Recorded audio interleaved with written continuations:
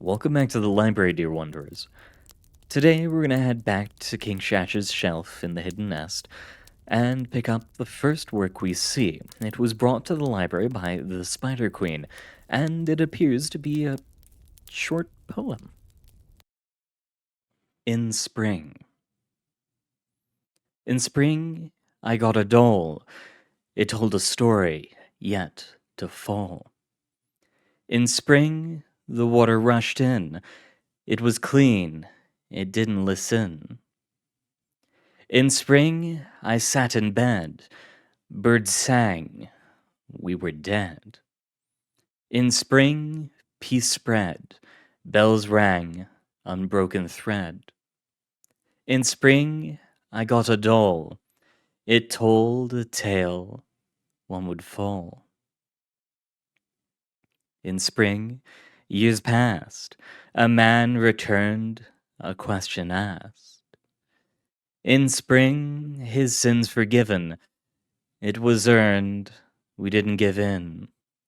In spring, we were gone, lost to time, the final dawn. In spring, we got a visit from a girl at our limit. In spring, we were found. Our story was told, we were unbound. In spring, we could leave. We were free, we could see. In spring, I got a doll. It told a story of a fall. In spring, in spring, in spring. Ah, how I do love reading poetry. The next work that we have to read is a short story. One that could have a great number of meanings behind it. It was brought to the library by Stop1010. Stuck. I'm stuck. I'd gone here to study the local wildlife, or more specifically, to study their reaction to a changing environment. No one really visited these parts of the coast, so it was perfect for untampered research. The beach was littered with life. Sea stars, crabs, seagulls. It had it all. I began to find a few suitable specimens, a couple brittle stars, sea urchins, stuff of that matter. I closed my eyes and took a moment to smell the salty air when I was abruptly interrupted by the sound of water. Drip, drip, drip. I opened my eyes to darkness. My bare feet were no longer upon sand, but upon gravel and stone. Where was I? I reached out my hands in an attempt to get an idea of the immediate area. My fingers ran across stone. By the sound of my voice echoing, I could tell I was in a cave, a rather small one. The walls were rough and rigid, with a few edges sticking out. I took out my flashlight, prayed it still worked. I began to shine it in all directions, confirming I was in some sort of cavern. In a desperate cry of anguish, I yelled for help. Help! Where am I? Is there anybody out there? No reply. What happened? One minute I was on the beach, and in the next I was in this place. I stretched out my arms once more for them to hit the walls much sooner than I expected. That's when I had a terrible revelation.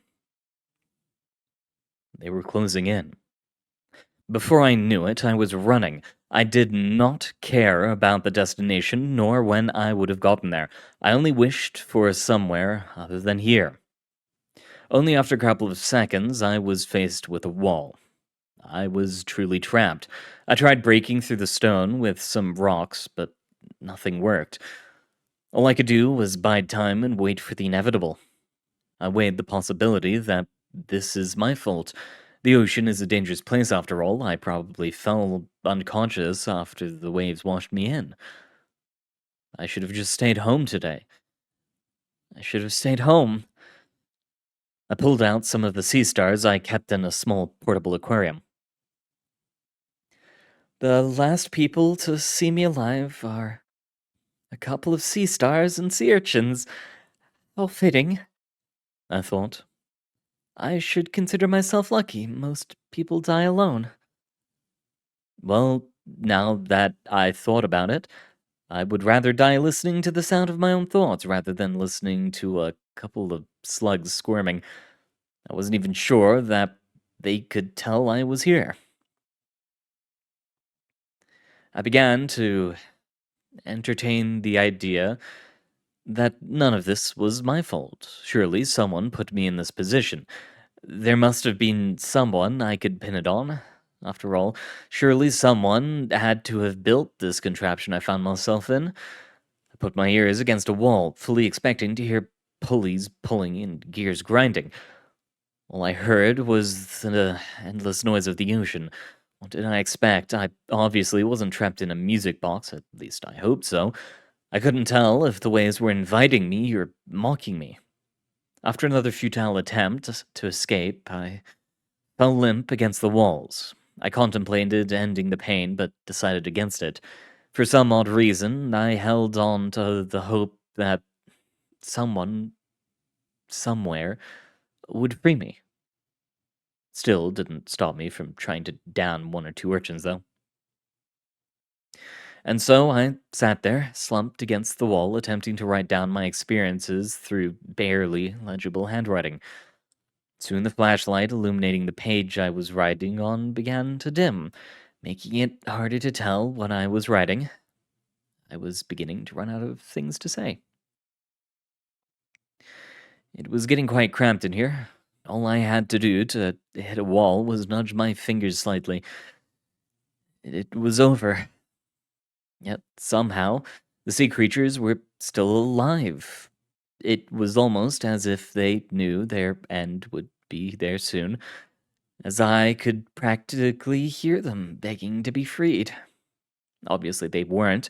The hours of anxiety and stress were starting to mess with my head.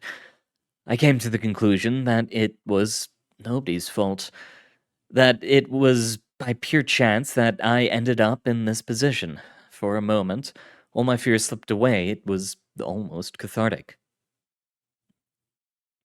The fact that there was nothing I could do made me take a moment to think of what I had done. I had a good run. But that was nothing more than a comfortable lie. Something deep and primal was telling me not to let go. The sounds of the ocean weren't getting quieter. I just wasn't listening hard enough. I gritted my teeth and pushed back against the walls. I pressed my ears against them and listened for the waves. I began to imagine the jellyfish, the shrimp, and cod swarming around me. The images were so vivid I could have sworn they were real. The wall began to shift away as the chilling water hit my skin. I felt the waves of relief carry me to shore. I went home disquieted. Despite it all, I still had to conduct my research, so I returned the next day. I walked with great caution, praying that I wouldn't return to that place. It went on like this for months, with me shaking in my boots, fearing the day that I went back there. That day never came. I realize now that perhaps it was my own fear keeping me from returning to that place. The truth was that I wasn't scared of the cave, but if I had the will to leave it. There are many ways someone could take this work. Some that are only specific to the person who is reading it at that time. And so I will let you imagine what you think the outcome of this story is or what it means. But for now, this is where we'll have to end it. I've got places to be, things to see, and I do apologize for cutting this all short. But there are things that I must do with my littermates. Particularly see the band Stomp, which if you haven't seen, go search up Stomp Out Loud. It's an absolutely wonderful piece that they made. But, again, good luck out there. It's been a wonder having you, and I hope to see you all next time.